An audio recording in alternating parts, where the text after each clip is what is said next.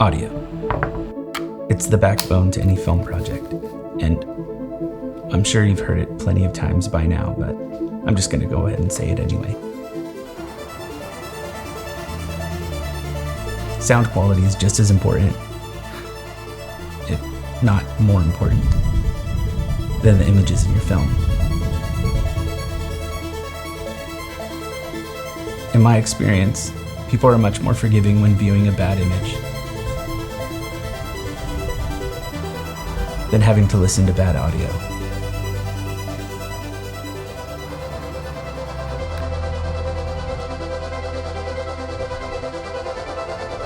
Right next to the story, audio is essential to producing a great film.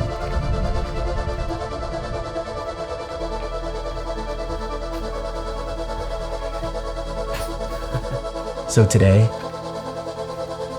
we're going to be talking about cinematic sound quality.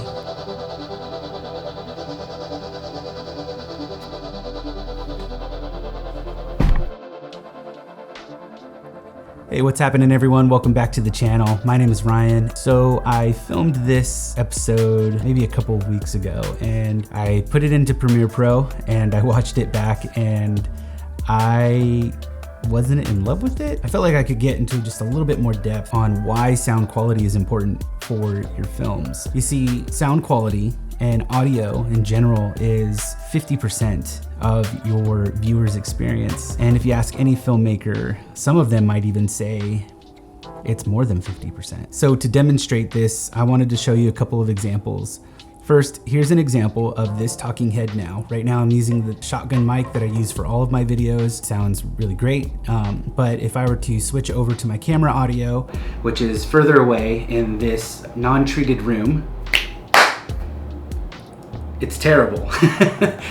Could you sit there and watch this entire vlog with my audio sounding like this? I find it hard to do. Gearing more specifically to your short films and your narrative films, if the audio is bad, it's gonna pull the audience out of the film. So in this video, I wanted to explain why audio is important, but more than that, I wanted to offer a few tips and tricks that I've learned over the years to help you obtain cinematic sound quality.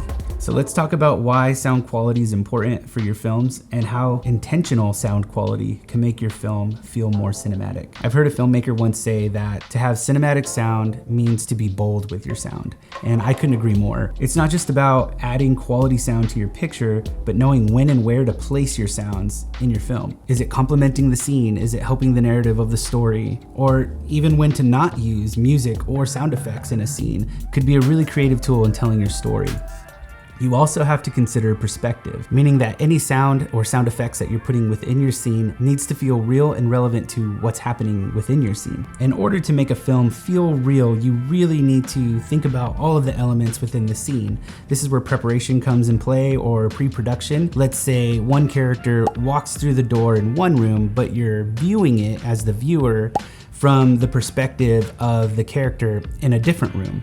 You're gonna want that door to sound a little bit further away with a little more reverb and just a little more depth. Here's an example of a quick little film that I kind of put together for just this video. And it's two characters, one opening the door from another room from outside down the stairs, and up the stairs in another room is the other character. So here is what this little short sounds like with intentional sound design, Foley sound and sound effects put together.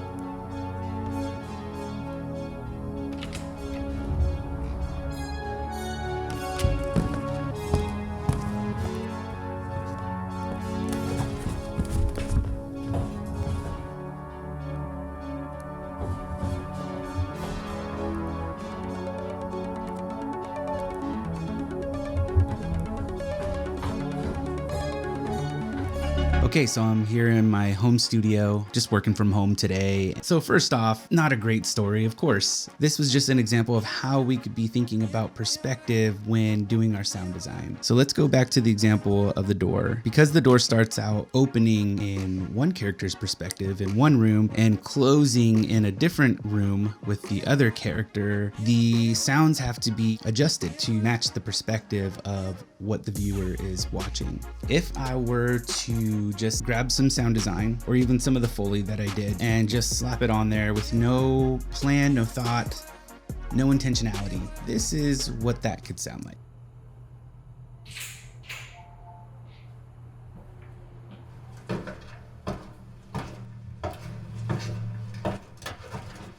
But with a little bit of planning and thoughtful sound design, I can instead get something like this.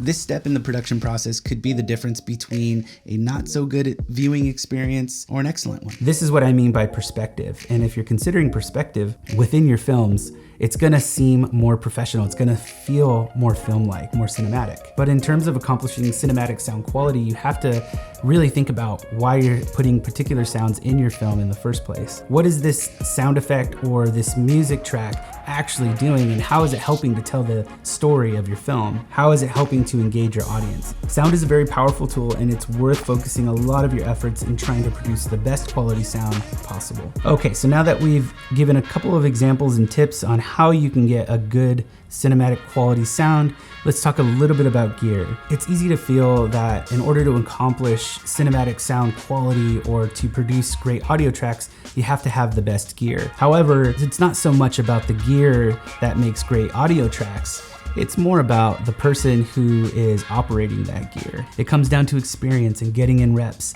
getting to know your gear, and overall just increasing your knowledge in the world of film and sound in general. So make sure to take the time to research, practice, make, and repeat. It's kind of like our short film Havoc. We did a lot of sound design for that. Here's what that looked like in post-production. Lots of layered sounds, and it was a lot of fun to piece it together. We went into that project knowing that we were gonna do mostly sound design.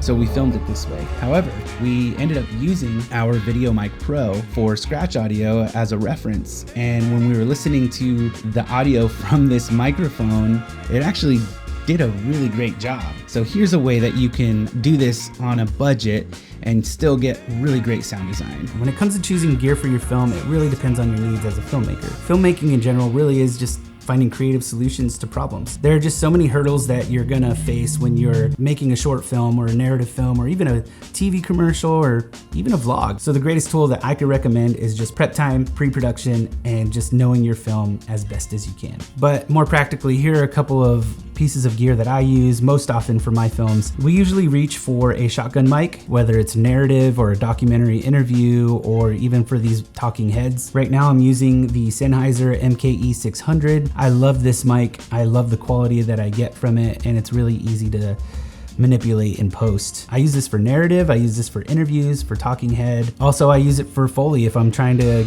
get somebody's footsteps. I'll track them using this mic. However, if you don't have room for a sound engineer, and if you're in a very tight space, you can consider something like a wireless lav. I like to use these DJI wireless mics. They're really cool because you can either clip them on or use the magnet behind it to clip it onto your shirt. The mics sound amazing, and it's just another great way to be able to get the sound quality you're looking for while also in a tight spot. If we are using the shotgun mic, we are also using a field recorder. We use the Tascam DR40X. We could also use this without a shotgun mic and use just the field mic to get any kind of Foley sounds we're looking for. What's really cool about this field monitor is it has 2 XLR inputs. It can run on phantom power. It could be battery powered, and also it can record in 96K, which is what I usually do. There are a lot of debates on this, but I just like to get the most information possible so that I can get the highest quality sound I can get. Along with the field recorder, you're gonna wanna monitor your sound, so make sure to get a pair of headphones.